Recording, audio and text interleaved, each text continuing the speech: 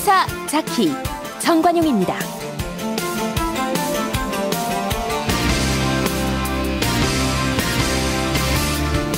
여러분 안녕하십니까? 정관용입니다. 70여일 앞으로 다가온 지방선거 그 열기가 조금씩 뜨거워지고 있습니다. 바른미래당 안철수 인재영입위원장이 서울시장 후보로 나오게 된다고 하죠. 다른 지역도 속속 대진표가 나오고 있고요. 더불어민주당은 광역단체장 후보자 경선 결선 투표제를 도입하기로 확정을 했습니다. 잠시 후에 우상호 서울시장 예비후보로부터 서울시장 선거 이야기 좀 들어보겠고요. 정의당의 노회찬 의원, 이제는 평화와 정의의 의원 모임이라고 하는 교섭단체의 초대 원내대표가 됐습니다. 앞으로 국회 운영 어떻게 해나갈 것인지 오늘 그 각오를 좀 들어보고요. 7시 5분 시작되는 2부 이슈 토크 매주 월요일 꾸며드리고 있죠. 오늘은 이 야당을 탄압하기 위한 표적 사정이냐 아니냐, 또 지방선거를 둘러싼 여러 가지 논란과 쟁점들 최민희 전 의원, 장혜찬 시사평론가와 토론해보겠고요. 70주년 맞는 4.3, 그 아픈 역사를 느낄 수 있는 제주 4.3 투어 프로그램이 있답니다. 라디오를 통해 여러분과 함께 투어를 떠나보도록 하죠. 잠깐 광고 듣고 시작합니다.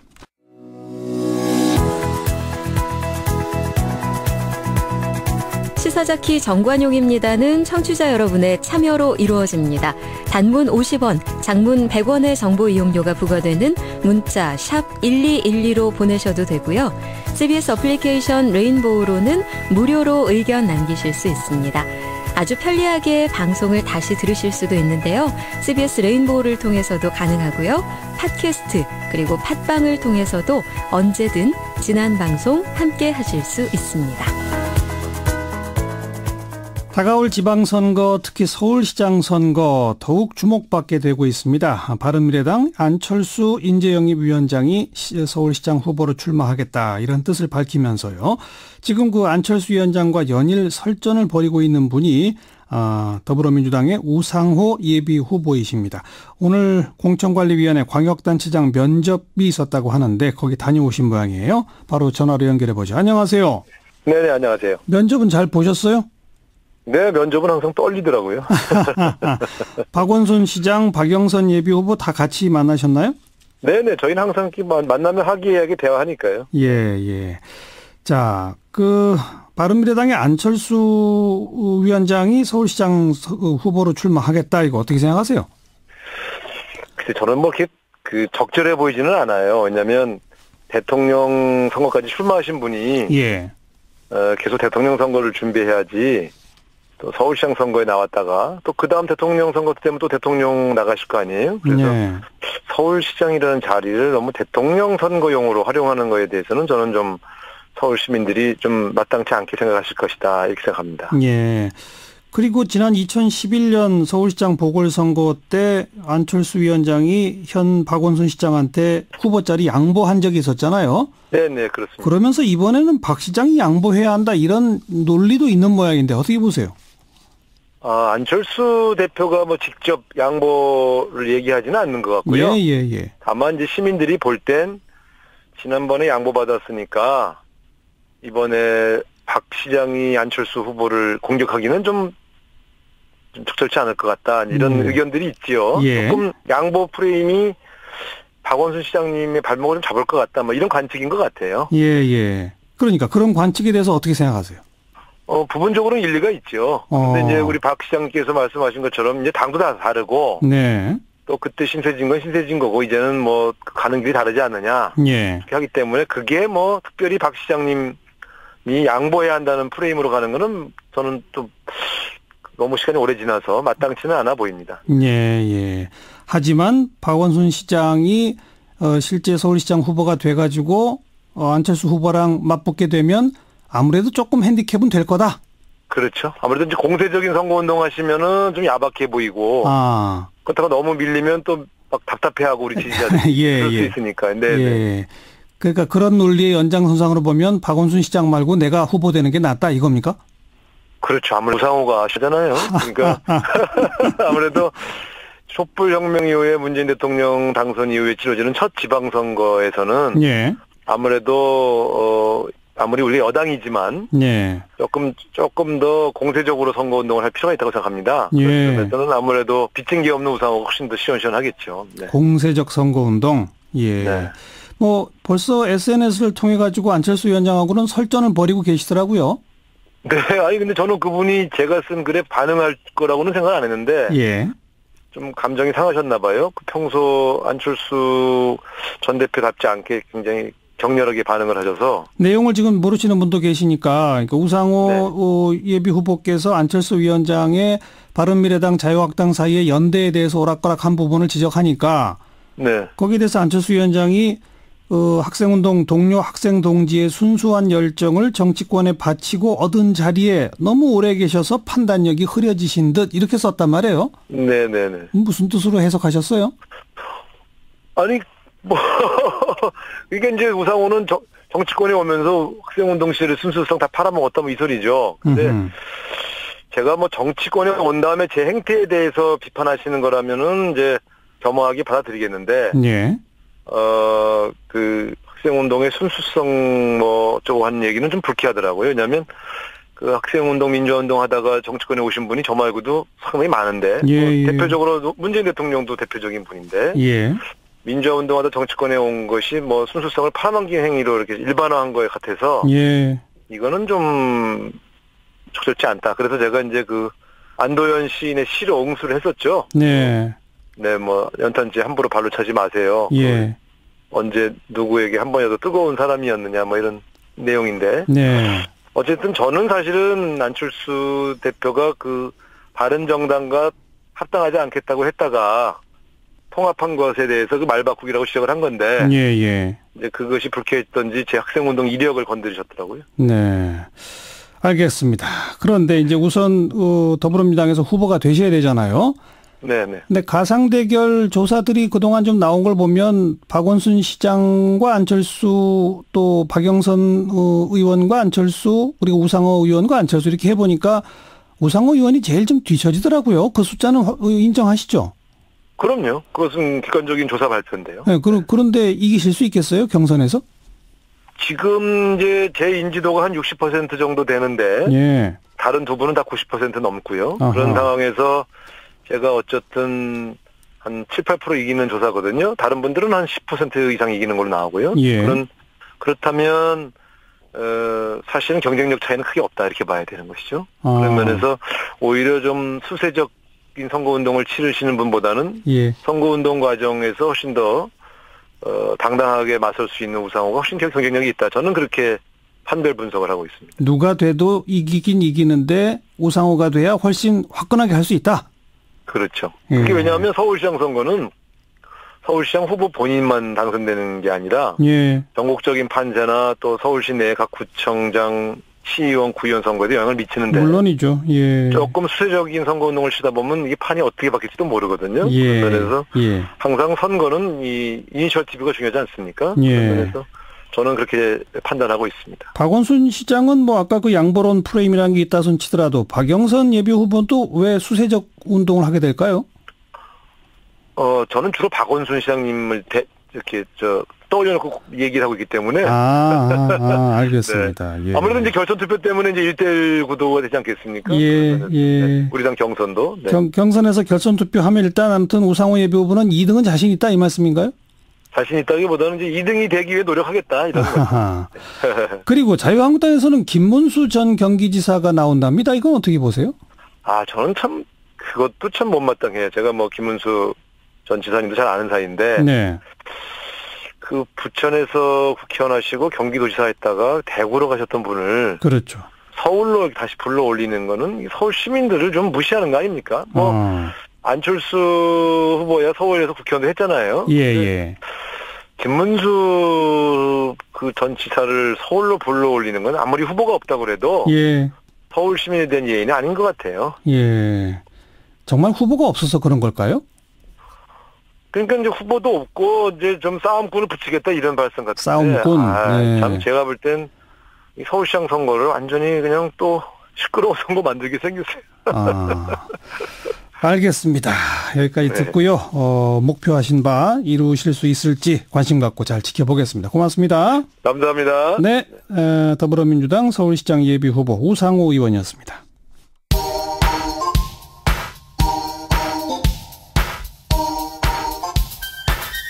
시사자키 정관용입니다. 여러분은 지금 CBS 라디오와 함께하고 계십니다. 저는 출근길 김현정의 뉴스쇼 김현정입니다. 오늘 국회 제4교섭단체죠. 평화와 정의의 의원 모임 공식 출범했습니다. 이 초대 원내대표를 맡은 노회찬 의원 오늘 전화 연결합니다. 안녕하세요. 네, 안녕하십니까. 네, 그동안 당 원내대표는 여러 차례 오래 하셨는데 교섭단체 원내대표는 처음이시죠? 예, 그렇습니다. 교섭단체 원내대표가 되면 일단 대접이 달라지지 않습니까? 예, 처음으로 사람 대접 받은 것 같습니다. 아니요. 그럼 그게 구체적으로 무슨 뜻입니까? 여태까지는 사람 대접을 못 받은. 그동안은 국회의원이기도 했고, 예. 원내대표이기도 했지만은 사실 국회의 모든 의사결정 과정에서, 테이블에 앉을 수 없는, 테이블에 앉을 자격이 없는 것으로 간주되었기 때문에, 예. 존재는 하지만 존재하지 않는 것처럼 마치 투명 정당처럼 취급받았던 말씀입니다. 예. 오늘 국회의장하고 교섭단체 원내대표들 회동에 참가하셨죠? 네, 그렇습니다. 그러니까 바로 그 자리에 지금까지 못 앉으셨던 자리에 앉으신 건데 소감이 어떠세요? 예, 남다르죠. 드디어 국회의 주요 사안을 논의하는 자리에 앉아서 정의당을 지지한 많은 분들의 목소리를 대변하는 역할을 맡게 되니까 제대로 의정 활동을 할 수 있게 됐다라는 소회가 남다릅니다. 예. 어떤 역할을 하게 될 것 같습니까? 이 평화정의의 의원 모임은. 사실 이 두 당은 다른 당입니다. 네. 걸어온 길도 다르고요. 또 정체성도 다르다고 얘기하고 그럼에도 불구하고 다르기 때문에 공동교섭단체를 이루었거든요. 같으면 합당을 했을 텐데. 예. 근데 그런 공동교섭단체를 할 수 있는 게 뭐냐? 이른바 구동존이 서로 뜻이 맞는 것은 함께 추구하고 서로 차이가 있는 것은 인정하는 그런 길을 걸을 텐데 무엇보다도 두 당은 탄핵 국면에서 촛불 광명에서 함께했기 때문에 이른바 촛불 국면 이후의 어떤 새로운 개혁 과제를 추진하는데 손잡을 일이 많다 이렇게 생각합니다. 네. 그 촛불 개혁 과제로 원내대표를 맡으신 이 상황에서 제1번 과제로 주력하고자 하는 게 어떤 것들입니까? 1번은 우선 지금 정치 현안이 되어 있는 개헌, 꽉 막힌 개헌 정국을 풀고 선거법 개정과 함께 개헌을 조기에 타결하는 것이 가장 큰 목표라고 생각합니다. 예. 그 개헌에 대해서 자유한국당이 이제 당론으로 아마 개헌안을 거의 성안이 완료된 모양이에요. 오늘 보도를 보면 완벽한 이원 집정부제 형식의 개헌안을 지금 냈더라고요. 네. 내치 외치를 분리해서 총리는 국회에서 선출하도록 하고 그 총리가 내부 행정권은 전부 다 통할하는, 대통령은 외교 국방 이런 것만 책임지는. 요거 어떻게 생각하세요? 네네. 저는 두 가지 말씀드리면 우선 이원 집정제는 제가 생각할 때는 가장 나쁜 제도이다. 이게 순수 내각제도 승인제도 아니고 특히나 4천만 국민이 뽑은 한 20% 정도의 권한을 갖고 그리고 300명의 국회의원이 뽑은 실세 총리가 내치란 이름하에 80% 정도의 권한을 갖는다면 현재의 우리 국민들은 납득하지 못할 것이다. 그 생각되고 저는 이 개헌과 관련해 가지고는 가장 핵심이 권력구조인데 권력구조에서 어느 당의 입장이든 3분의 1을 넘을 수는 없습니다. 그렇다면 저는 권력구조에 있어서 그래서 그 중간에서 타협하는 것도 매우 불안정할 수 있기 때문에 국민 다수가 원하는 권력구조를 우리 모든 당들이 받아들이는 방식으로 해결하자는 것이고 그다음에 권력구조 이외에 권력구조만큼 중요한 게 사실은 국회는 좀 더 강해지지 않겠습니까? 국회의 권한은 더 강화될 터인데 강화된 국회의 권한을 어떻게 나눌 것이냐라는 겁니다. 대통령 권한만 나눌 게 아니라 국회의 권한을 나눈 것은 국민들이 지지율만큼 나누면 가장 그것이 합리적이라고 봅니다. 그게 선거제도 개편. 선거제도 개혁이죠. 그래서 사실은 대통령에 관련된 권력구조는 국민의 뜻에 따르고 그다음에 두 번째로 중요한 국회의 권력 배분, 권력 분산은 국민의 뜻에 또 따르는 그래서 그 두 가지를 연동하면은 야당도 좋아지고 예. 여당도 자신의 뜻을 상당 부분 관철시킬 수 있다고 봅니다. 예. 그러면 국민 다수가 원하는 권력 구조, 뭐 현재 각종 조사 결과가 다 나와 있는데 대통령 연임제 지금 대통령이 제출한 개헌안에 지지가 높지 않습니까? 예. 그렇다면 저는 대통령 연임제를 그 국민 다수가 원하는 기본 제도로서 수용할 수 있다고 보고 수용해야 된다고 보고요. 예. 다만 대통령 중심제 안에서도 대통령의 각급 직책에 대한 임명권이라거나 여러 가지 대통령을 견제하거나 권한을 분산하는 장치들이 있지 않습니까? 예. 그런 것들은 적절하게 저희는 도입하는 것 갖다가 서로 협의해야 된다고 보고 예. 다만 그 아웃라인 그 테두리가 예. 큰 틀은 대통령 중심제여야 된다 이렇게 생각합니다. 그렇군요. 그런데 지금 자유한국당은 선거제도 개혁에도 동의할 수 있다. 다만 전제가 자기들이 주장하는 이원집정부제적 권력구조를 채택할 때다. 이런 논리 같은데 어떻게 생각하세요? 저는 그러면 이원집정제에 대해서 국민의 동의를 받아오라. 국민이 동의하지 않는 제도를 다른 야당 보고 선거제도를 사탕발림으로 해가지고 동의하자고 하는 것은 예. 다른 당으로 하여금 국민을 배신하는 얘기인데 예. 저는 그럴 수는 없다고 봅니다. 알겠습니다. 개헌이 가장 큰 문제이긴 한데 또 시급한 현안 가운데 하나는 지금 추경 문제가 있거든요. 추경에 대한 의견은 어떠세요? 예, 기본적으로 뭐 일자리를 늘리겠다는 것은 저는 올바른 방향이라고 보고, 예. 뭐 그게 세금 쓴다고 해서 문제, 세금은 이럴 때 쓰라고 있는 것이라고 생각됩니다. 예. 다만 이걸 제대로 하기 위해서는 이게 왜 그 예산안을 통과시킨지 석 달 만에 다뤄져야 되는지에 대한 해명이 필요하고요. 예. 그리고 무엇보다도 이번에 아직 그 구체적인 안은 덜 제출되어 있습니다만은 약간 보도가 된 그런 이제 그 일자리 만들기 방안이 과연 실효성이 있는 것인지에 대해서 좀 더 근거를 정부가 제시해야 된다고 봅니다. 근거를 조금 더 내놓고 국회가 그리고 최근에 구조조정으로 피해를 보고 있는 지역, 어떤 그 경기 침체라거나 여러 가지 경기의 어려움을 풀 수 있는 그런 지원책이 좀 더 보강이 돼야 된다. 네. 예, 그래서 특히 군산, 목포, 통영, 창원 등의 그런 지원책이 굉장히 시급하다고 봅니다. 알겠습니다. 그러니까 추경에 원칙적으로 반대가 아니라 내용을 좀 뜯어가면서 수정해 가면 된다 이런 말씀이시죠? 네, 그렇습니다. 예. 자, 이제 이런 어떤 그 자세와 어떤 정책 현안과 개헌 문제에 대한 태도들 때문인지 지금 이번에 교섭단체를 민주당 이중대가 탄생했다 이렇게 부르는 분들이 있는데 예. 뭐라고 하시겠어요? 저희들은 뭐 민주당 이중대라는 표현은 사양하겠고요. 네. 그래서 제가 아니 이중대 눈에는 이중대만 보이는지 왜 그런 표현을 쓰냐고 했는데 그 이중대는 누굽니까? 그런 얘기를 직접 한 당은 바른미래당인데 저는 바른미래당이 보수 이중대가 아니라 보수의 본부 중대가 되기를 바라는 사람입니다. 그래서 바른미래당이 보수 세력을 잘 규합해서 우리나라 보수 혁신의 기수가 되기를 바란다는 말씀을 대신 답으로 하겠습니다. 예. 바른미래당 이중대 말고 본중대 해라. 네. 그럼 자유한국당은 어떻게 되는 겁니까? 글쎄요. 저는 자유한국당은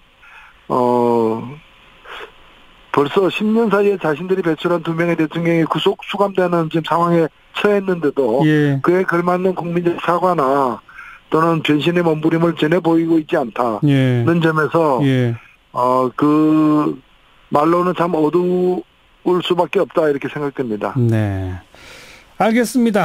오늘 여기까지 일단 말씀 듣고요. 앞으로 교섭단체 원내대표로서의 맹활약 기대해 보겠습니다. 고맙습니다. 네, 감사합니다. 네, 평화와 정의의 의원 모임 노회찬 원내대표였습니다.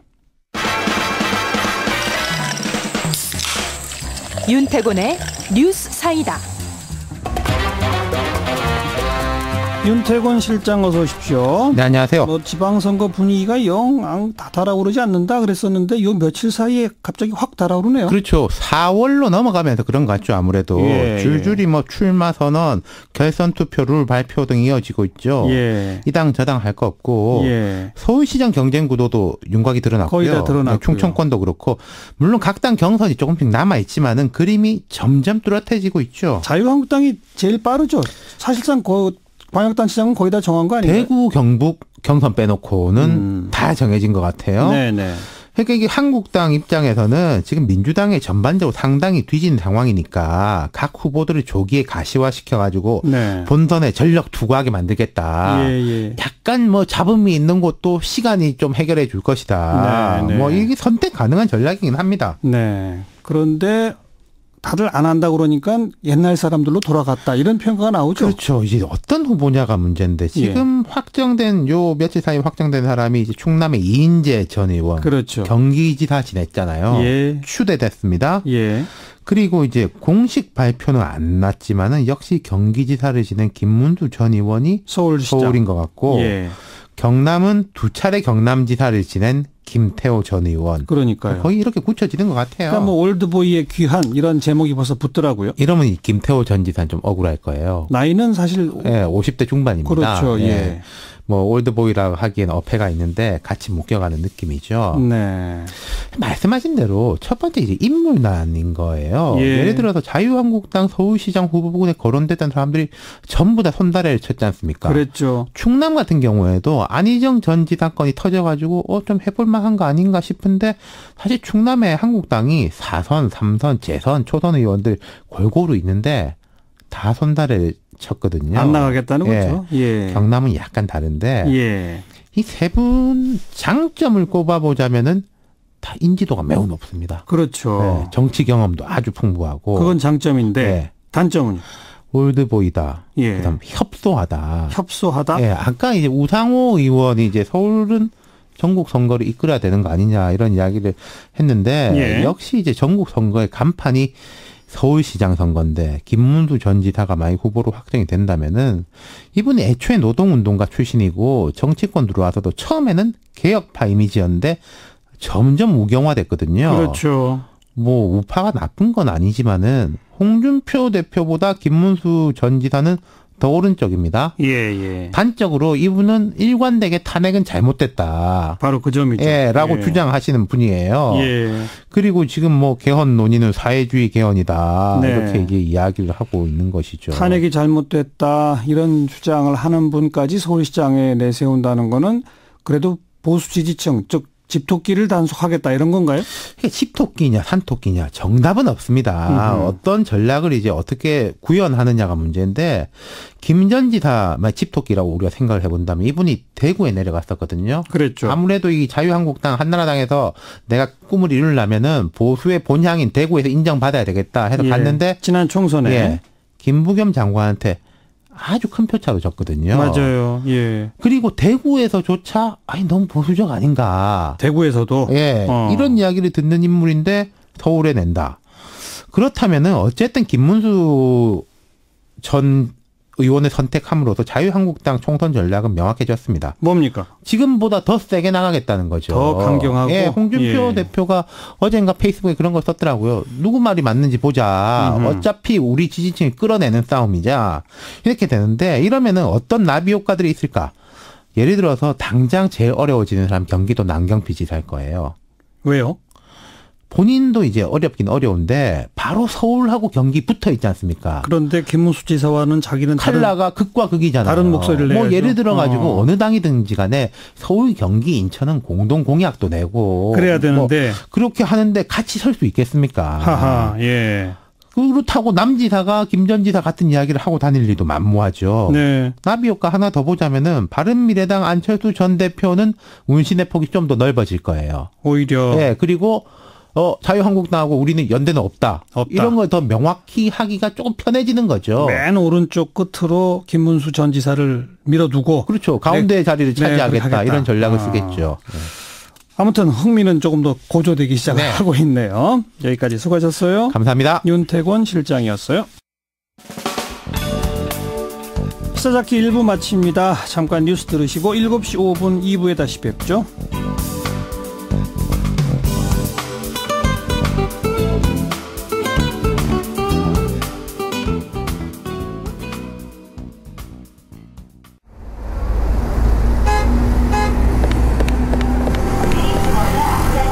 퇴근길에 만나는 알찬 뉴스 정보, 한림국제대학원대학교 정관용 교수가 진행하는 시사자키 정관용입니다.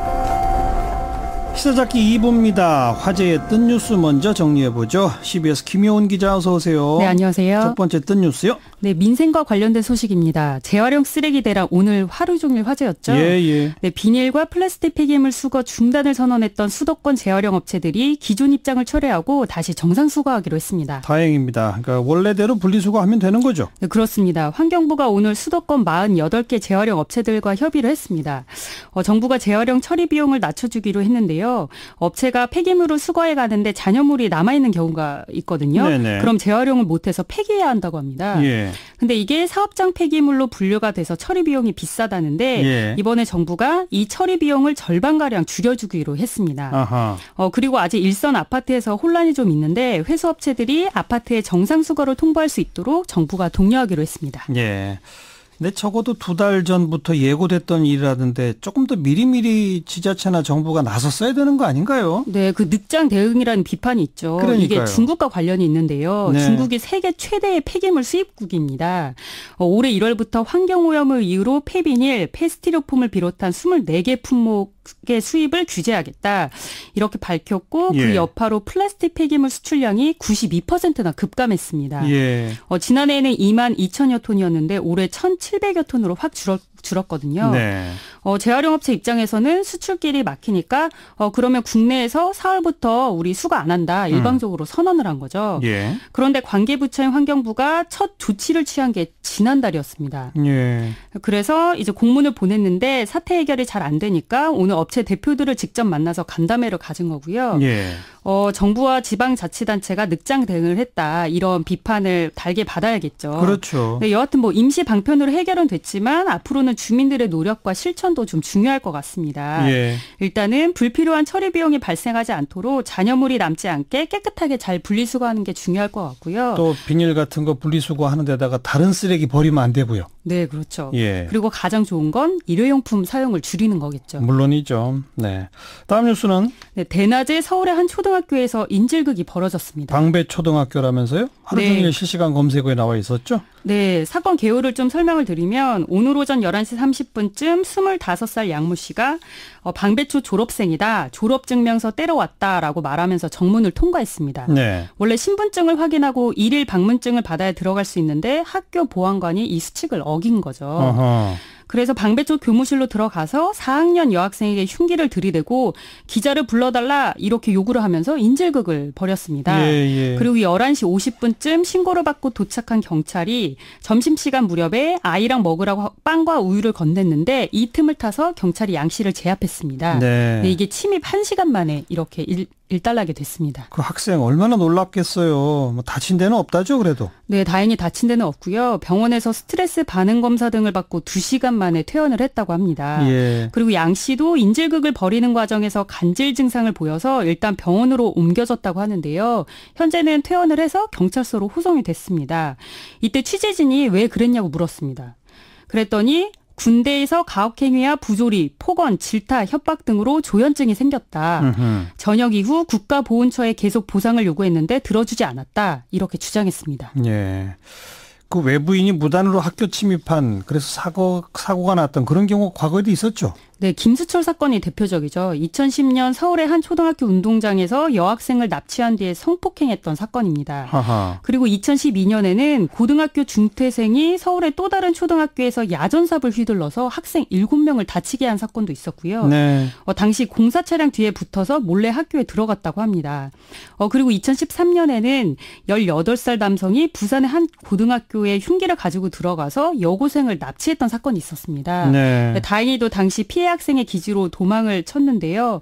문제는 학교들이 이렇게 뒷북으로 CCTV를 추가로 설치하거나 뭐 뒤늦게 최첨단 보안 시스템이다 이렇게 갖추고는 있는데 예. 이게 그렇지 않은 학교들이 많거든요. 아직 그런 시설이 없는. 네네. 네. 그래서 이참에 좀 보안을 강화한 공식적인 좀 매뉴얼이 도입되었으면 하는 그런 바람입니다. 네. 마지막 소식은요. 네, 믿었던 김생민마저 밑으로 끝난 26년 만에 전성기. 오늘 한 언론의 기사 제목입니다. 예. 성추행 논란 인정하고 사과했죠? 그렇습니다. 디스패치 단독 보도로 알려진 내용이었는데요. 방송인 김생민 씨가 10년 전 한 프로그램 회식 자리에서 여성 스태프 2명을 성추행했다고 피해 당사자인 A 씨가 폭로했습니다. 당시 김 씨는 한 명에게는 곧장 사과를 했지만 자신에게는 바로 사과하지 않았다. 그리고 김 씨의 사과 그리고 방송 하차를 요구했는데 방송사가 묵인했다. 이렇게 A 씨는 주장을 하고 있고요. 네. 그리고 외려 자신이 프로그램을 나오게 됐다고 주장을 했는데 김생민 씨는 지난달 A 씨를 찾아가서 사과를 했다고 하고요. 그 자리에 그 디스패치 취재 기자가 동행했다고 합니다. 네. 그리고 오늘 공식 입장도 발표를 했죠. 네, 10년 전 잘못된 행동을 했다면서 소속사를 통해서 성추행 의혹을 인정하고 사과했습니다.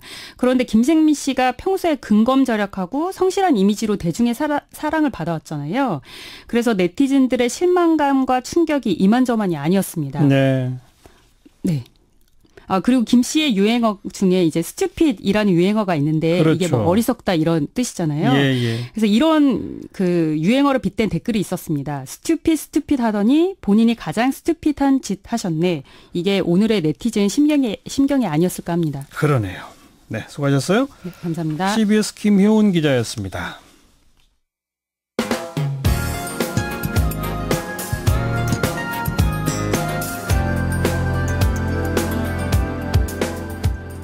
친절하고 재미있는 시사풀이 CBS 라디오 시사잡기 정관용입니다. 매주 월요일 꾸며드리는 이슈 토크 원숙한 진보 최민희 전 의원 젊은 보수 장혜찬 시사평론가와 함께하는 시간이죠. 오늘은 지방선거 관련된 두 개의 쟁점 토론하겠습니다. 첫 번째는 김기현 울산시장 그리고 또 조진래 창원시장 후보 자유한국당 후보들인데요. 경찰이 지금 수사를 하고 있죠.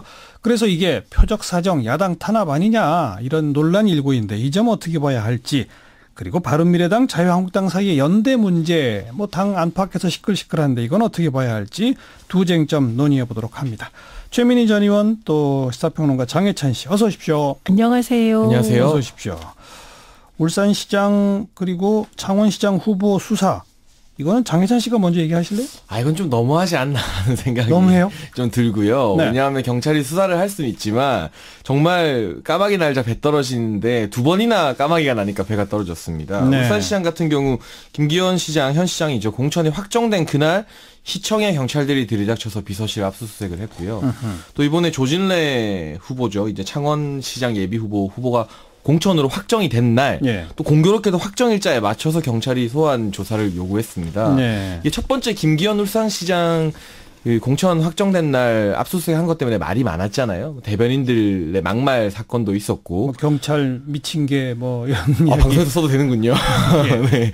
그런 논란 때문에 자유한국당과 경찰의 대립이 굉장히 강대강으로 이어지기도 했었는데 그랬다면 정말 수사가 필요했다 하더라도 이 조진래 창원시장 후보의 어떤 소환 조사나 이런 부분에 대해서 좀 더 신중을 기할 수는 없었는지 공천 확정이 되는 날 기다렸다는 듯이 소환을 요구해서 이렇게 찬물을 확 뿌리는 거는 자유한국당이 주장하고 있는 경찰의 야당 탄압이다. 이 프레임에 경찰에 마치 호응해주는 것 같아서 좀 아쉬웠고요. 이 김기현 울산시장 같은 경우는 지난 30일에 동생의 관련자의 구속영장이 기각됐습니다. 법원으로부터. 물론 구속영장 기각이 무죄, 유죄 이걸 뜻하는 부분은 아니지만 법원에서 판단하기에도 혐의를 다툴 여지가 있고 아직 증거나 여러 가지가 불충분하다는 판단을 내렸는데 울산경찰이 지나치게 앞서가면서 정치적인 어떤 목적을 추구했던 것은 아닌가 하는 합리적인 의문을 가질 수 있을 것 같거든요. 이 영장 기각을 보면. 그래서 심했다? 네네. 그래서 이 부분에 대해서는 좋아요. 민감한 시기인 만큼 경찰도 좀 더 숨을 고르고 조심할 필요가 있을 것 같습니다. 최민희 전 의원. 저요? 저는 특히 조진래 채용 비리 관련한 그 수사 있잖아요. 그거는 이미 3월 30일 날 수사를 하기로 3월 20일 날 변호인과 조율이 됐다는 거 아닙니까? 그러니까 이 부분은 저는 거꾸로 의심이 좀 돼요. 자유한국당 쪽의 의심? 네, 왜냐하면 조진래 그 후보 변호인하고 3월 20일에 3월 30일 날 출석하겠다 이렇게 얘기를 나눴다는 거 아닙니까? 네, 그러면 3월 30일 날 공천을 왜 맞춰서 했을까? 오히려 이게 더 좀 요 지점은 궁금하고요. 그거는 거꾸로 답을 하셔야 될 것 같고 조진래 후보의 태도도 좀 그렇습니다. 왜냐하면 3월 30일 날 처음에는 그 성실히 수사받겠다 이랬어요. 예. 그런데 당이 막 뭐라고 하니까 갑자기 이게 정치적 음모다 이렇게 나오더라고요. 저는 거꾸로 왜 하필이면 그 출석하기로 한 날 공천을 확정 지었을까? 이건 거꾸로요. 이 시간을 거슬러 올라가면 좀 이상합니다. 이거는. 네. 그다음에 김기현 후보의 동생 같은 경우는 5차례 출석 요구를 그동안에 해왔었다는 거 아닙니까? 이분에 대해서. 5번. 예. 그런데 출석을 안 해서 급기야 체포영장을 발부했었죠. 예. 그러니까 이건 사연이 굉장히 긴 2개인 것 같아요. 예. 근데 뭐 자유한국당이 뭐 그렇게 주장하면 뭐 하시는 거고 그런데 저는 조진래 후보 거는 동의가 잘 안 된다. 거꾸로다. 그 부분에 부연 설명을 드리면 이 30일에 조진래 후보가 소환되기로 한 날짜가 아니고요. 변호인과 조율했던 건 오는 10일.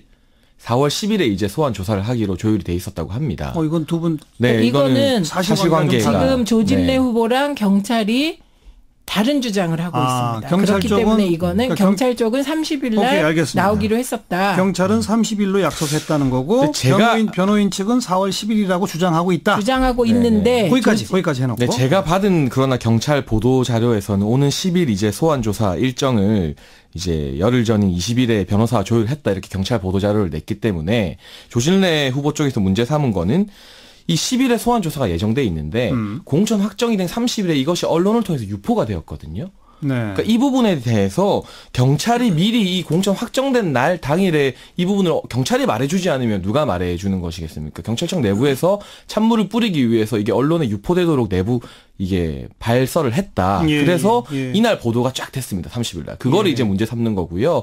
소환하기로 한 일정은 경찰이나 제가 파악한 바로는 경찰이나 조 후보나 공이 오는 10일에 예정돼 있었다. 이렇게 판단을 하고 있었던 것 같고. 아닙니다. 그건 경찰 아닙니다. 네, 그 부분은 사실관계를 다퉈봐야 될 것 같고. 최민희 전 의원 말에 대해서 장해찬 씨가 하나 더 답변하실 게 어쨌든 수사를 받기로 되어 있는 사람을 그렇게 시장 후보로 확정 짓는 그 당이 좀 문제가 있는 거 아니냐는 지적에 대해서. 우리가 혐의만 제기되었다고 해서 뭐 어디 기소를 하거나 수사 의뢰를 해서 만약에 당에서 공천이나 이런 것들을 못하게 하면 민주당도 마찬가지고 자유한국당도 마찬가지고 사실은 뭐 누구 후보 세울 수 있는 사람이 얼마나 많겠습니까? 아예 논란이 없는 사람을 후보로 세우는 게 좀 바람직한 일이지만 단순히 검찰의 조사 대상에 올라와 있다는 사실 하나만으로 공천을 배제하는 것은 좀 어려운 기준인 것 같고요. 네. 이 공천 확정이 되는 날 압수수색하고 또 마찬가지로 이 발표를 흘려서 소환 조사 내용을 흘려서 마치 흠집을 내는 것은 경찰에서 좀 자유한국당 입장에서 마찬가지로 더불어민주당에 이런 일이 생겼다면 야당 시절에 이것을 가지고 경찰의 야당 탄압이 아니라고 했을까 역지사지로 그 부분에 대해서 좀 의문이 생기네요. 최민희 전 의원. 저는 이게 사실관계가 주장하는 바가 다르기 때문에 그리고 저는 김기현 후보 동생의 경우는 아파트 건설 사업에 관련한 부당 개입 문제잖아요. 그렇죠. 예, 그리고 김기현 후보 동생뿐만 아니라 비서실장 등 8명이 연루되었다는 거 아닙니까? 예. 그리고 이 부분은 지난번에도 한번 이제 언급이 됐던 것 같은데 수색영장은 경찰이 발부하는 게 아니에요.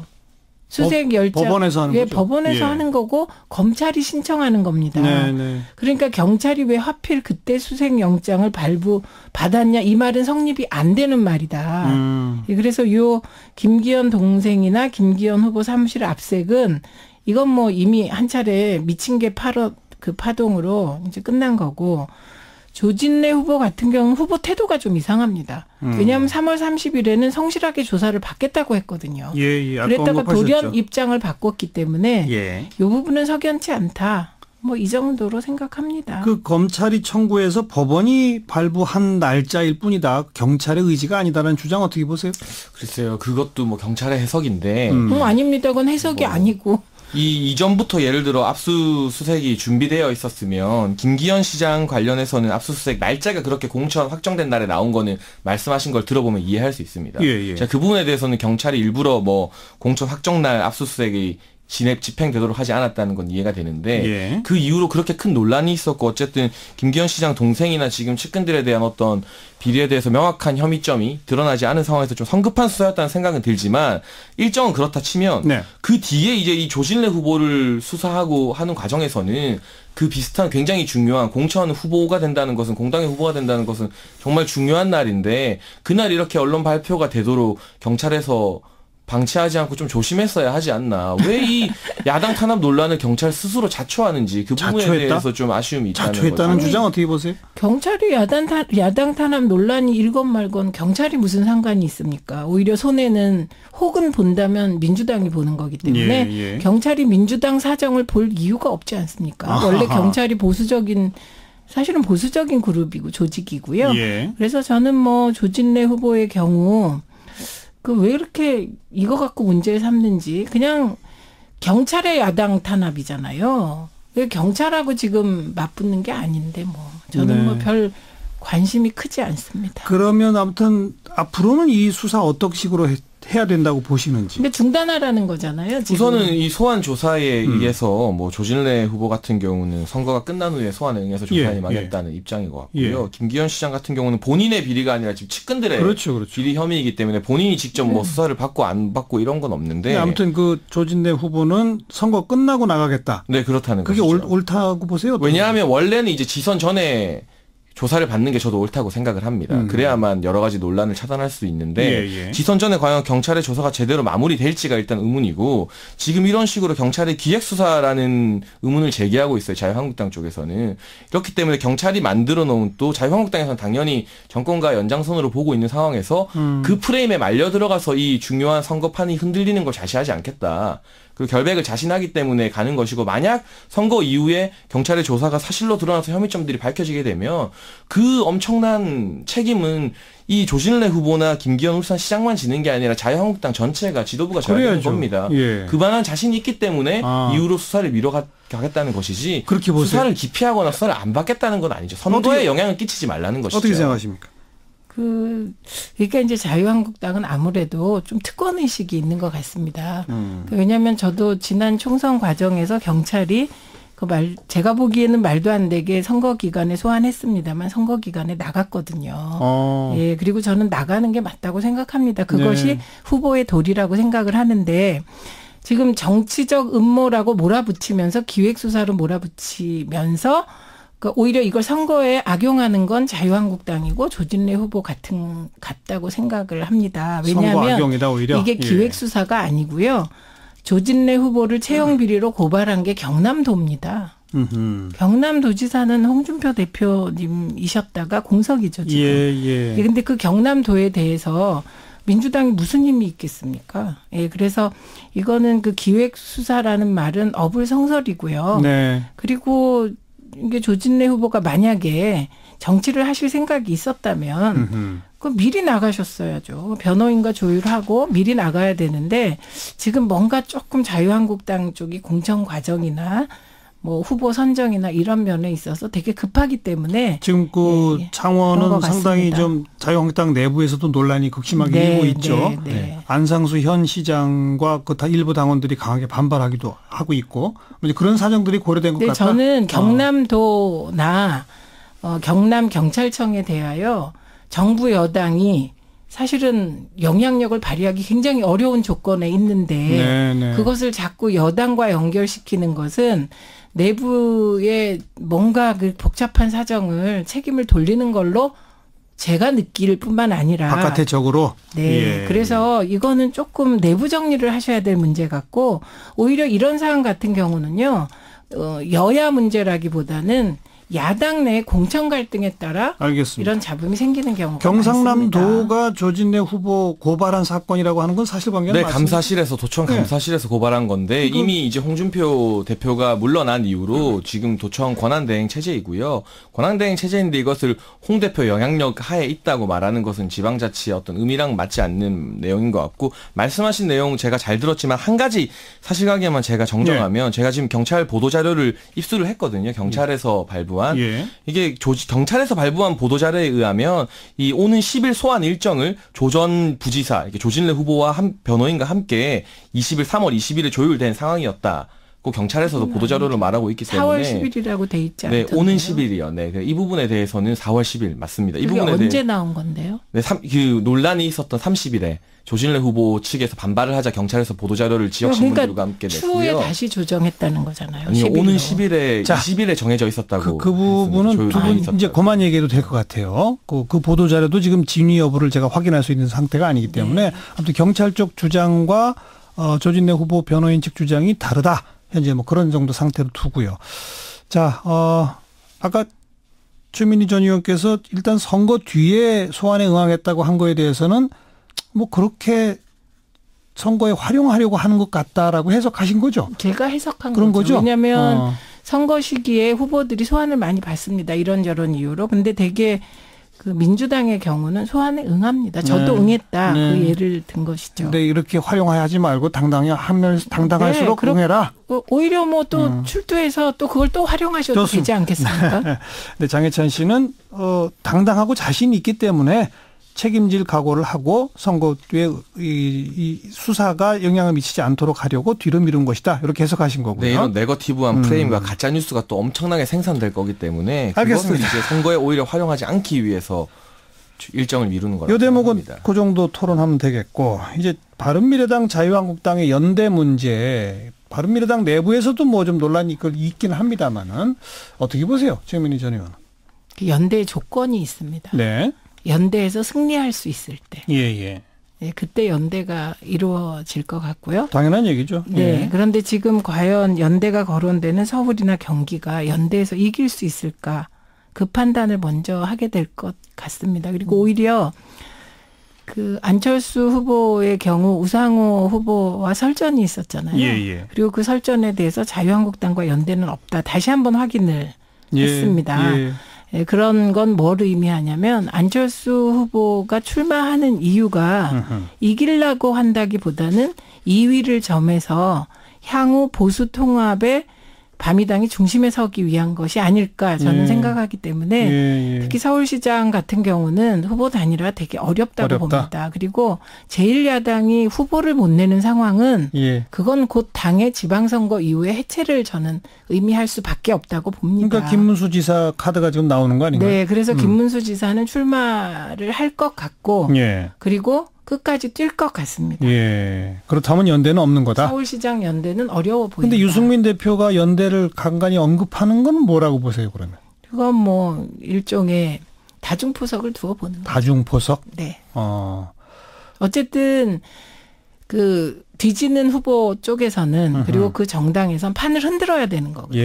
이런저런 카드 던져놓고 상황을 보자. 네, 전 그렇게 봅니다. 장해찬 씨 어떻게 해석하세요? 저는 사실은 연대할 가능성이 열려있지 않을까라고 최근까지는 계속 관측을 했습니다만 자유한국당에서 번번이 서울시장 후보 영입에 실패하고 지금 김문수 전 지사 카드가 급부상했잖아요. 그렇죠. 김문수 전 지사가 후보가 된다는 것은 이제 연대 안 하겠다는 뜻으로 봐야 합니다. 사실은 김문수, 안철수 두 정치인이 연대를 하기에는 색깔도 너무 많이 달라졌고 두 사람 정치적 중량감도 있기 때문에 이 서울시장 연대가 사실상 실패하게 되면서 다른 연대도 좀 어려워지지 않았나 이렇게 보고 있고요. 그 전에는 예를 들면 이 자유한국당과 바른미래당 입장에서 1등을 하는 것도 사실 중요합니다. 예를 들면 경상도 지방, 영남 지방에서 보수에 적통이 되는 것도 중요하지만 서울, 경기나 충청 같은 곳에서 이제 2등 경쟁도 상당히 중요성을 띠게 된 것 같아요. 그렇죠. 누가 제일 야당으로 인정을 받는가. 그리고 바른미래당 같은 경우는 내부에서 색채 논란이 있지만 사실상 외부에서 바라볼 때 중도 보수 정당으로 바라보고 있지 않습니까? 그리고 지금 연대할 수 있다고 살짝 언급을 했던 유승민 대표 같은 경우는 본인이 보수의 적통임을 끊임없이 강조하고 있습니다. 이런 부분을 봐서 이번 지방선거를 통해서 2등이라도 해서 서울 경기 지역에서 이 차세대 보수의 대안으로 인정을 받아야 2020년 총선 또 그 이후 대선에서까지 주도권을 가지고 갈 수 있기 때문에 지금 국면에서는 사실상 광역단체장급의 연대가 힘들어졌다. 이렇게 봐야 될 것 같습니다. 2등 경쟁 말고 대구, 경북, 경남, 부산, 울산 뭐 이런 영남권 쪽에서는 진짜 누가 1등 하느냐 경쟁이 벌어질 것이고. 네, 그런데 지금 후보들의 면면을 보면 사실 바른미래당에서 내세운 경남, 영남 지역에 예비 후보로 거론되는 광역단체장 후보들의 중량감이 다소 밀리는 게 좀 사실이기 때문에 네. 바른미래당이 어떻게 보면 이번 서울시장 선거 안철수 후보가 지금 아직 발표는 공식적으로 안 했습니다. 예, 4일에 할 예정이라고 합니다만 얼마나 득표를 하는지에 따라서 바른미래당의 사활이 걸려있다 이렇게 해서 과언이 아닐 것 같아요.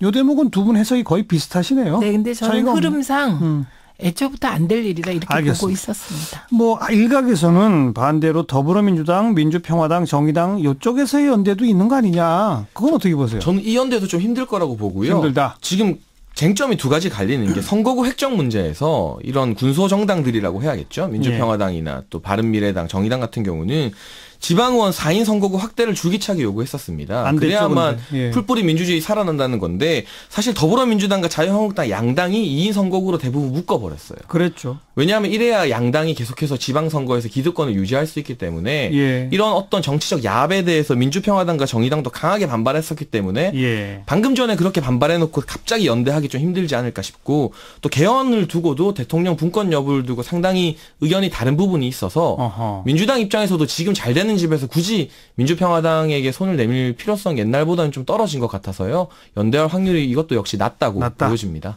최민희 전 의원. 뭐 옛날에도 연대 필요성이 없었습니다. 왜냐하면 지금의 국민당 그리고 국민의당이 분화해서 바미당과 민평당이 됐는데요.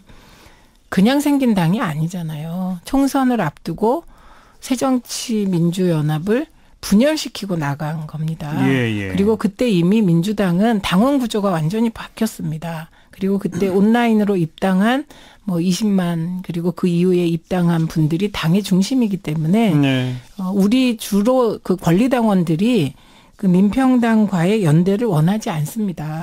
그렇기 때문에 지도부가 무슨 선거공학에 의해서 뭐 지금 그런 상황도 아니지만 선거공학적으로 연대를 얘기해도 결국은 이런 중요한 일은 당원들이 결정하게 되고 그 당원들이 연대를 원하지 않기 때문에 이루어질 가능성이 희박합니다. 그럼 이번 지방선거는 여야 뭐 양쪽 보수 뭐 진보 할 것 없이 그냥 지금 이 구도대로 가는 가능성이 대단히 높다. 네, 다자구도. 여기까지 합시다. 오늘 이슈 토크 최민희 전 의원, 시사평론가 장혜찬 씨와 함께했습니다. 고맙습니다. 감사합니다. 고맙습니다.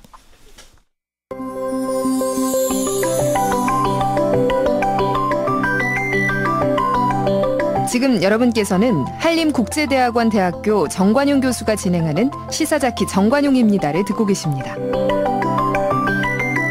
사운드 오브 뉴스로 이어갑니다. 김민아 기자 어서 오세요. 안녕하세요. 오늘 들어볼 소리는요?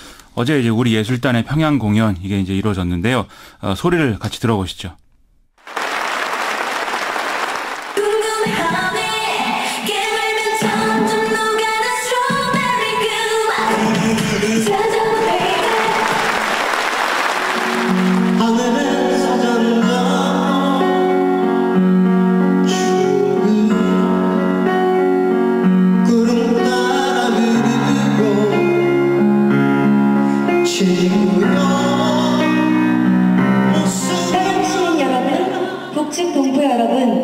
오늘은 남과 북 그리고 북과 남의 사람들이 서로 얼굴을 바라보면서 우리가 하나라는 것을 느끼면서 마음 깊이 감동할 수 있는 그런 시간이 되었으면 좋겠습니다.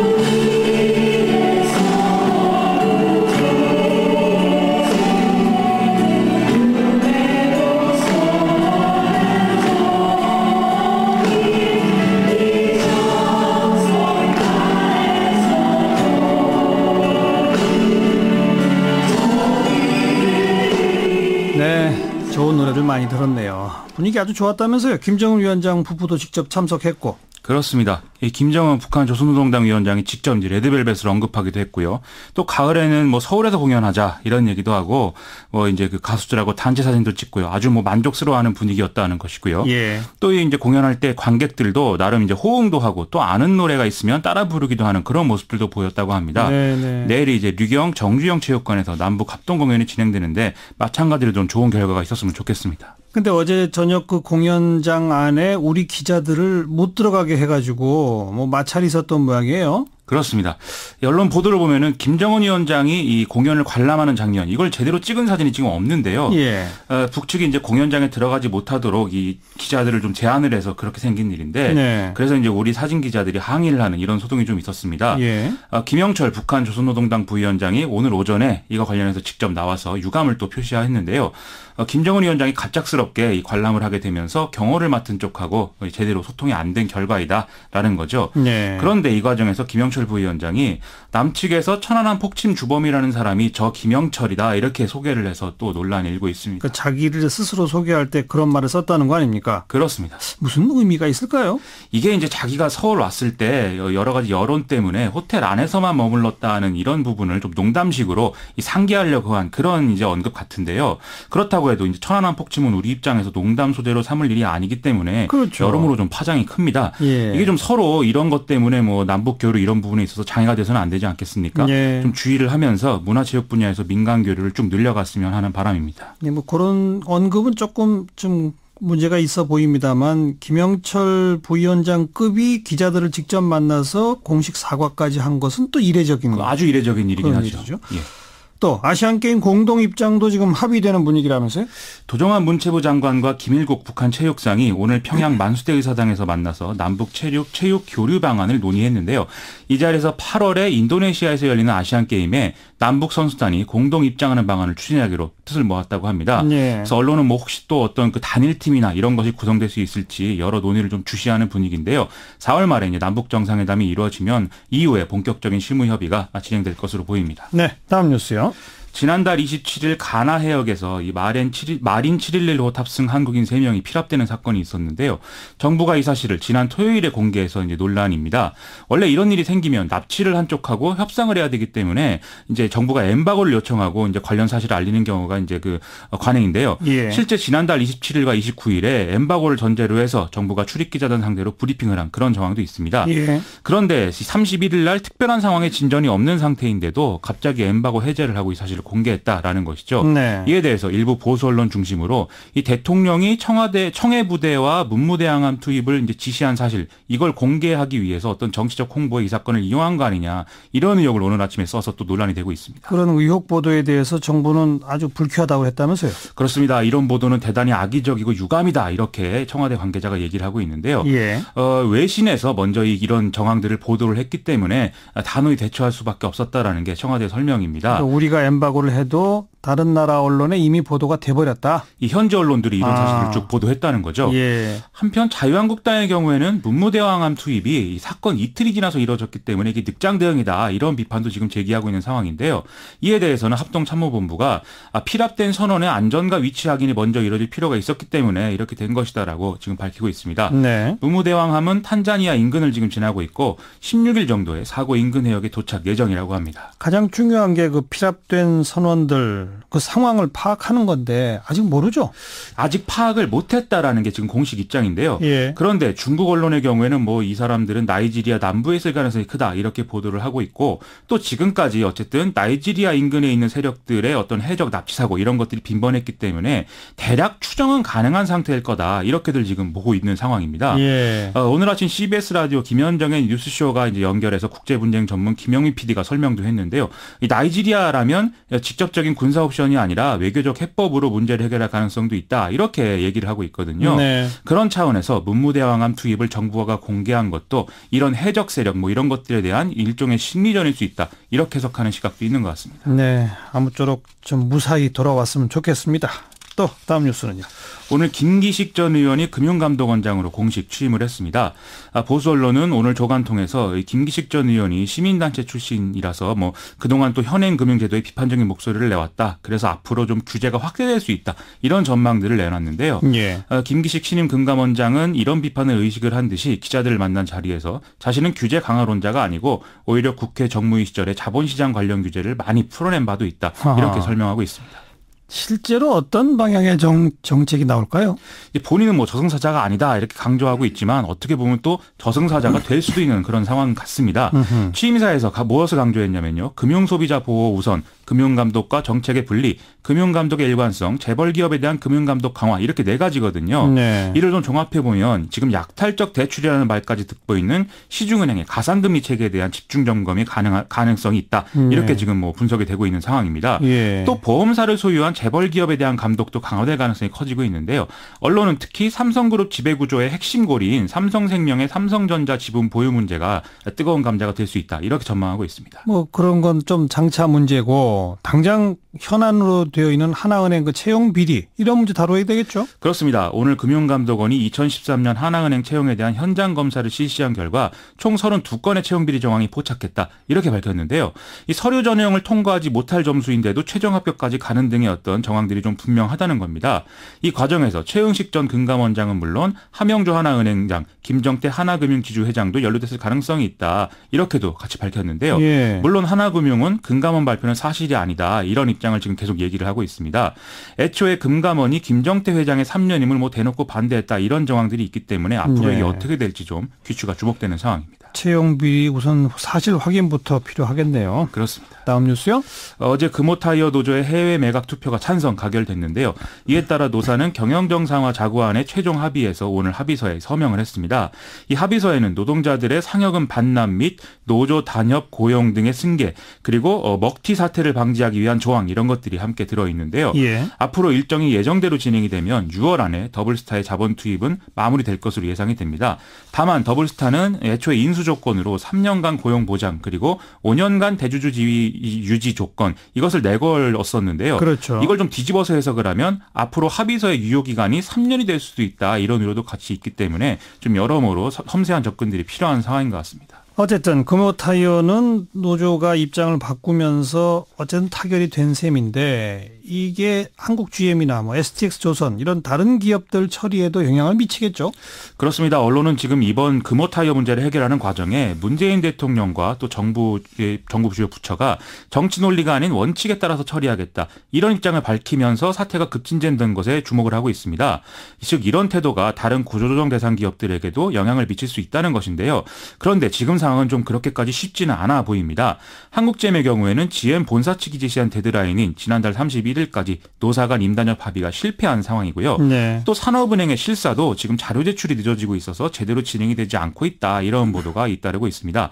STX조선의 경우에는 산업은행이 오는 9일까지 이 자구계획 등에 대한 노사 확약서 제출을 요구하고 있는데요. 이 노조 반발이 만만치 않은 상황이거든요. 오늘도 노사가 만나서 협상을 했는데 30분 만에 별다른 이제 합의 없이 마무리가 됐다고 합니다. 양쪽 다 아직 참 어려운 상황이군요. 그렇습니다.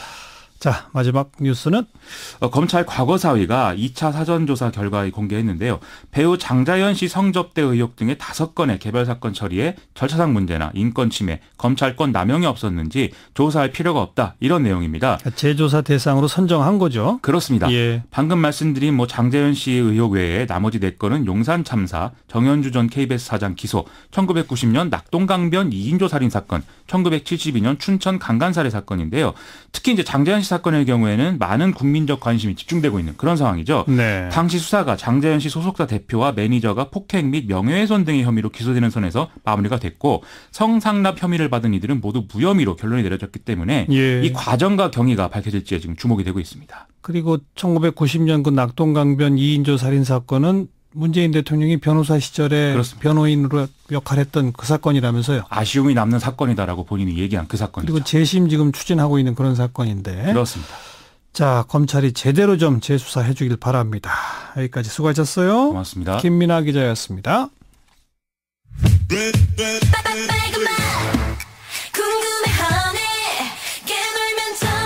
네, 어제 저녁 평양 공연의 가장 또 화제의 팀이죠. 레드벨벳, 빨간 맛 함께 듣죠.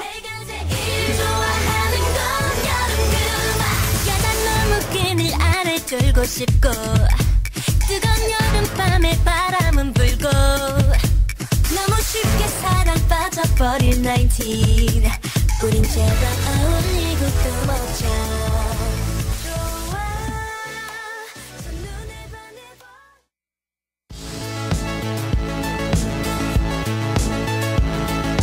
지금 여러분께서는 한림국제대학원 대학교 정관용 교수가 진행하는 CBS 라디오 시사자키 정관용입니다를 듣고 계십니다. 내일이 제주 4.3 70주년 되는 날이죠. 제주에 가서 바로 그 4.3의 현장들만 골라서 찾아다니는 그런 여행 프로그램이 있고요. 그런 여행을 즐기시는 분들 또 늘어나고 있답니다. 오늘 저희도 청취자분들과 함께 짧게 제주 4.3 여행 한번 떠나보려고 하는데 가이드 소개합니다. 지난 2005년부터 바로 이 제주 4.3 현장 찾는 투어를 진행해 오고 계신 생태문화여행기획가이시죠. 주식회사 제주생태관광의 윤순희 대표 모십니다. 안녕하세요. 네, 안녕하십니까. 네, 이런 프로그램을 만들어 봐야 되겠다 하는 생각을 어떻게 하게 되셨어요?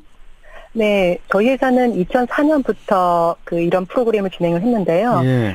제주의 어떤 참된 역사를 통해서 현대의 역사를 이해하는 것이 있으면 예. 여행이 사람들을 행복하게 하는 도구인데 이런 여행을 통해서 사람들의 삶의 질이 나아지지 않을까라는 생각에서 출발하였습니다. 네. 그냥 아름다운 자연경관 이런 데만 즐기려들 가는데 아픈 역사의 현장을 꼭 찍어서 좀 찾아보고 싶다. 어떤 분들이 주로 찾아오세요? 예전에는 제주 4.3을 좀 알았지만 또 정확하게 알고 싶어 하시는 분들이 좀 많이 오셨었는데요. 예. 전국 교사 모임이라든가 NGO 단체 이런 분들이 많이 오셨었고요. 예. 이런 분들이 많이 오셨다가 이건 이런 교육적으로도 의미가 있어요. 이렇게 하면서 수학여행 프로그램이 이렇게 연결이 됐었어요. 예. 예, 이렇게 수학여행 오면서 왔던 학생들과 인권이라든가 이런 얘기를 하다 보니 이 친구들이 다시 또 집에 돌아가서 부모님에게 이번 여행에 대한 의미를 얘기하다 보니까 예. 학부모 모임들이 또 이제 이런 4.3 여행도 오시고요. 이렇게 서서히 참여하시는 분들의 폭이 다양해지면서 예. 굉장히 많으신 분들이 참여하고 있으십니다. 숫자도 계속 늘어나겠네요. 그렇죠. 올해가 70주년인데 올해 좀 부쩍 더 늘어납니까? 어떻습니까? 네, 올해는 저희가 피부로 받았는데요. 예. 저 회사로 문의 전화까지 오시는 분들이 많이 있으시고요. 네. 올해가 4.3 70주년 기념사업위원회가 만들어져 있는데요. 예. 70주년의 의미를 담아서 하는 이런 행사들이 많이 있거든요. 예. 그러다 보니까 4.3 비행에 대한 어떤 홍보도 저절로 이루어져가지고 많은 분들이 찾고 있으십니다. 네. 보통 몇 군데 정도를 며칠에 정도 이렇게 프로그램이 되어 있습니까? 보통 저희가 지금 1박 2일 프로그램을 많이 진행을 하고 있고요. 예. 하루에 3개씩 총 1박 2일에 한 6개 정도의 코스를 저희가 진행을 하고 있어요. 네. 그렇게 직접 한번 6군을 다 둘러보면은 그분들이 주로 뭐라고들 소감을 얘기하십니까? 일단은 바로 알아서 좋다라고 말씀하시고, 예. 그다음에 제주 4.3이 대한민국 역사입니다라고 저희는 시작을 하거든요. 네. 예, 그러니까 우리나라에서 가장 남쪽 땅에 있는 70년 전의 역사가 오늘에까지 이어지고 있다. 네. 오늘을 참 잘 살아야 되겠다라고 예. 말씀들을 많이 해주십니다. 예. 정말 교육이 되는 그런 여행일 수 있겠는데, 네. 어디를 안내하시나요? 저희 청취자분들께 좀 몇 곳 소개 좀 해주세요. 첫 번째 가야 할 곳이 어디입니까? 제주에 오시면 많으신 분들이 이제 바다를 먼저 보러 가시는데요. 예. 제주 시내 한 중앙에 관덕정이라는 곳이 있습니다. 어허. 예, 이 관덕정은 조선시대부터 일제강점기 근대사까지 제주의 정치, 문화, 행정의 중심 지역이었거든요. 예. 그래서 4.3의 도화선이 바로 이 관덕정인데요. 예. 저희가 재작년에 광화문의 어떤 촛불 집회 뜨거움 기억하시죠? 예. 예, 47년 3월 1일에 이 관덕정에서 제주도민이 20만인데 그중 3만원이 몰려서 뜨거운 염원의 기념 집회가 있었습니다. 3.1운동 길 잇는 집회. 네네. 예. 이분들의 염원은 우리가 진정한 자주 독립을 열망한 염원이었는데요. 예. 집회가 끝나갈 때쯤에 말을 탄 경찰의 뒷발굽에 아이가 치이는 사고가 발생하게 됩니다. 어허. 예, 그래서 이걸 지켜보던 군중들이 동요를 일으켰고, 예. 멀리서 또 이 시위대를 이제 지켜보던 경찰이 폭동이라 간주해서 무차별 타격을 하게 돼요. 총을 쐈어요. 네, 그래서 6명이 돌아가시고 8명이 사상을 입는데, 예. 경찰이 그 다음날 이거에 대해서는 뭐 진상조사를 해서 사과를 했더라면 문제가 되지 않았겠는데 네. 별다른 큰 사고가 아니라고 무마하려던 찰나에 제주도에서 민간 총파업이 이루어지게 됩니다. 예. 그러면서 한 달에 2,500명을 잡아들이고 여기에서 이제 고문치사 사건이 발생하면서 4.3으로 이어지는 그런 도하선이 시작이 되었습니다. 첫 시작이로군요. 네. 지금은 그 현장에 뭐가 있습니까? 지금은 조선시대 때 있었던 그 목간아지를 저희가 그 복원을 해와서요. 예. 관덕정 옆에 오시면 이제 목간아지를 들어갈 수 있는 관광지가 돼 있고, 예. 최근에 그곳은 그 외국인 관광객들이 많이 찾고 있는 그런 곳이 되어 있거든요. 그래서 시내에서 중앙로에 굉장히 가까이 있고 동문시장 많이들 아시잖아요. 네. 동문시장에서 가까이 있기 때문에 관덕정에서는 어떤 4.3의 어떤 설명은 돼 있지 않지만 그 70년 전에 우리나라의 자주 독립을 원했던 염원이 있던 그런 뜨거운 광장이었다라고 기억을 하시면 좋을 것 같아요. 그 방금 윤순희 대표가 소개해 주신 그런 내용이 그 현장에는 무슨 뭐 표지판 같은 거라도 좀 안 돼 있습니까? 지금 4.3에 관련된 곳은 주로 이제 뭐 잃어버린 마을 중심의 표지석이 있고요. 4.3 유적지 지도가 제주도에 나와 있습니다. 그래서 4.3 유적지 지도를 보시면 관덕정에 대한 그 표시가 돼 있고요. 관덕 이에 대한 짧은 소개가 이루어져 있습니다. 근데 그 현장에는 아직은 이제 거기까지는 그 설명까지는 없군요. 네, 안타깝게도 그렇습니다. 그런 거 좀 만들어야 될 것 같고요. 관덕정 다음은 어디를 가야 합니까? 그 다음에는 이제 4.3에 대한 종합적인 이해를 하실 필요가 있잖아요. 그래서 제주시 봉계동에 있는 4.3 평화공원을 제가 추천드립니다. 4.3 평화공원에 가시면 실내와 실외가 있는데요. 실내에 가시면 이제 4.3에 발발하게 된 국제 정서요. 그 다음에 정계, 절정 이런 다양하게 좀 알 수가 있고요. 현재 이치까지 4.3으로 인해서 제주도민이 3만여 명 희생되고 희생자 수는 이렇다는 어떤 총괄적인 이해를 하실 수가 있고요.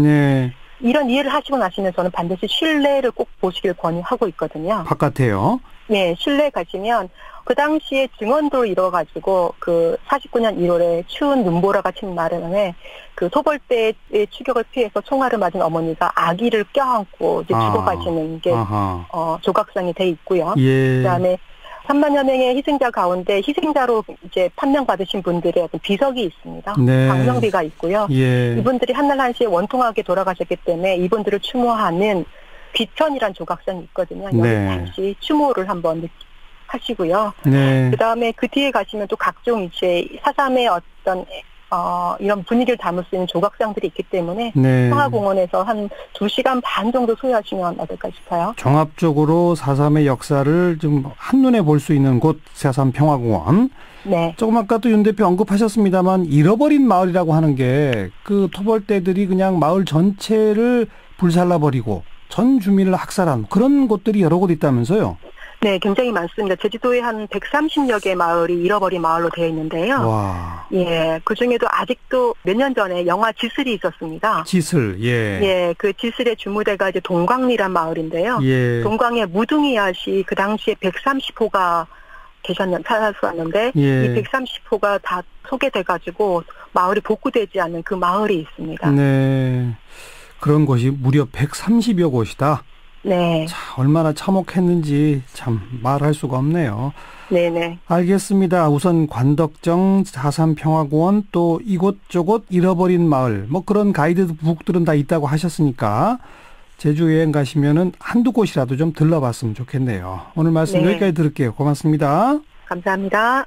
주식회사 제주생태관광의 윤순희 대표였습니다.